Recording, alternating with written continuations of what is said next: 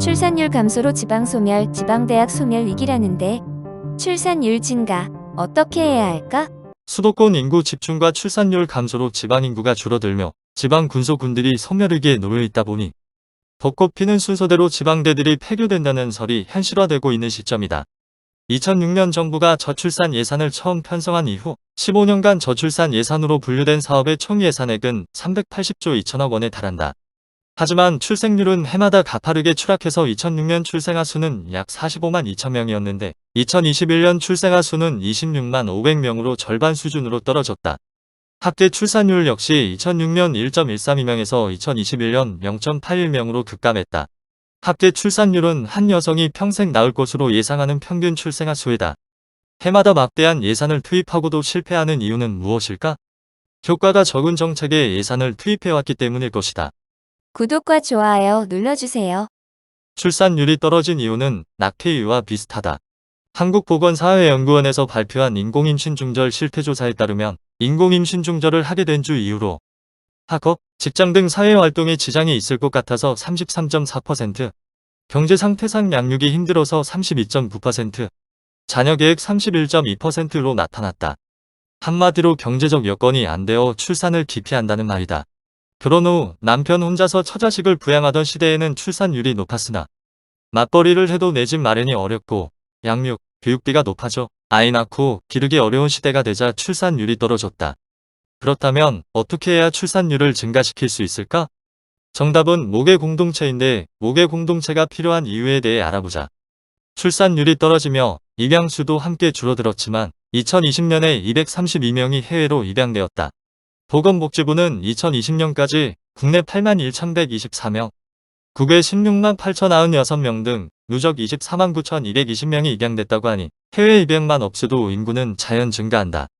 입양아의 대부분은 미혼모의 자녀로 북의 자본주의를 채택한 한국에서는 미혼모들이 자녀를 키우는 게 어려워 입양을 보내는 것이 현실이다. 하지만 모계 공동체에서는 공동육아이기에 입양을 보낼 필요가 없다. 2021년부터 낙태죄는 헌법 불합치로 효력을 잃기는 했지만 가장 빠르게 출산율을 증가시킬 수 있는 방법은 낙태를 없애는 것이다.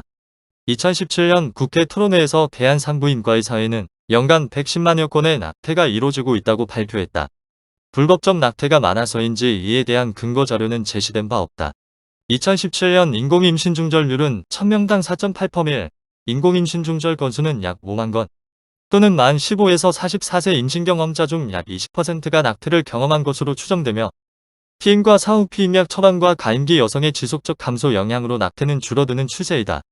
현재도 몇만에서 몇십만 건의 낙태가 있다면 낙태만 하지 않아도 몇십만 명의 신생아가 태어나니 저출산 예산은 낙태 방지에 쓰는 것이 효과적일 것이다. 결국에는 경제적 직접 지원이 필요한데 현재까지의 정책이 효과가 없었으니 다른 방법을 찾아야 하며 모계 공동체가 유일한 해법이다. 인공임신 중절 당시 혼인 상태는 미혼 46.9%, 법률혼 37.9%, 사실혼 동거 13.0%, 별거 이혼 사별 2.2%로 조사됐다. 모계 공동체에 살았더라면 미혼 등 62.1%는 낙태를 하지 않았을 수 있으며 법률혼 37.9%도 모계 공동체에 속해 있었다면 낙태를 선택하지 않았을 수 있다. 인공임신 중절 문제와 관련한 정책 질문의 피임 임신, 출산에 대한 남녀 공동책임 의식 강화가 27.1%라는 답변은 출산 후 육아 교육 등의 책임을 남자가 아닌 모계 공동체가 부담한다면 낙태를 하지 않을 것으로 이해할 수 있기 때문이다. 고고학에 의하면 먼 옛날 신석기 시대에는 모계 공동체를 통해 남녀노소가 평등하게 살았다. 6000년 전 전쟁시대 도립 후 북의 사회로 전환된 후 남녀는 불평등해졌다. 기원전 4000년까지는 모든 인류 사회는 모성선어적이었다. 사람들은 신화석에서 타락 이전의 기간을 황금시대 또는 완전한 미덕을 갖춘 사람들이 살았던 시대로 기억한다. 어떤 인류 집단도 다른 집단의 영토를 침략하거나 정복하려 들지 않았으며 소유물을 훔치려 하지도 않았다. 마을을 공격하는 떠돌이 약탈자 무리도 없었고 해안가 주민을 공격하여 살아가는 해적들도 없었다. 어디서나 여성과 남성의 지위는 평등했으며 지위와 부의 차이를 수반하는 계급이나 카스트의 차별도 없었다. 한 인류 집단이 다른 인류 집단을 억압하지 않았으며 집단 내에서 구성원들끼리 서로 억압하지 않았다. 남성이 여성을 억압하지도 않았다. 자, 폭발 타락 69쪽.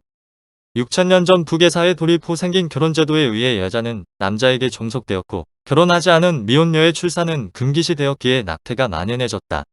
목의 공동체에서는 사랑하는 남녀끼리 연애하며 행복하게 살았기에 사랑의 결실인 임신과 출산은 축복이었다.